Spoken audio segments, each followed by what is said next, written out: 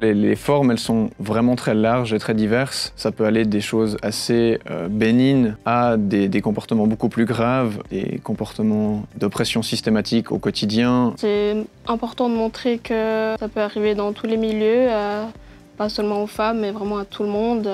De peut-être pouvoir repérer des signaux qu'on n'aurait peut-être pas forcément vus avant. C'est un phénomène dont on parle de plus en plus, mais où finalement on ne connaît pas forcément les moyens de lutter efficacement contre. Avec l'ensemble des nouveaux phénomènes sur les médias sociaux qu'on a eu aujourd'hui, par exemple MeToo, c'est vraiment un contexte qu'il faut exploiter pour proposer quelque chose de nouveau.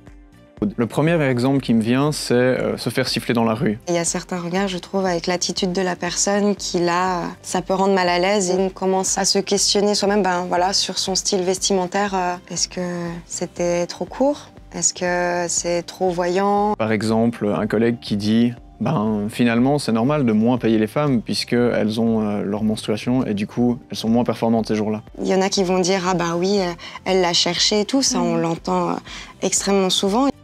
Ça culpabilise la personne. Quand on parle à un professeur ou quelqu'un qui est notre supérieur hiérarchique, nous en tant qu'étudiants, étudiantes, on va moins oser faire une remarque, même s'il y a quelque chose qui nous dérange, parce qu'il a une sorte de pouvoir sur nous, il peut nous mettre une note à la fin.